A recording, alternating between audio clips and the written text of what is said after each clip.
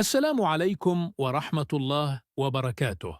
سنتكلم اليوم على كل من الموعد والقناة الناقلة، وأيضا عدد الكؤوس، وذلك لمباراة كل من نادي مولودية الجزائر ونادي اتحاد العاصمة، وذلك في نهائي كأس السوبر الجزائري.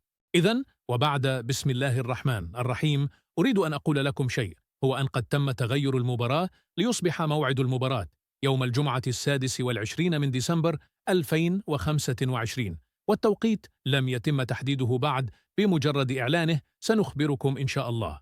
أما القناة الناقلة فهي قناة الشبابية السادسة للتلفزيون العمومي الجزائري. أما أخيرا فيما يخص عدد الكؤوس، نادي مولودية الجزائر يملك 4 ألقاب، أما نادي اتحاد العاصمة فهو يملك لقبين. لا تنسوا أن تتركوا لنا تصويتا على من سيفوز في هذه المباراة، وهكذا نكون قد انتهينا.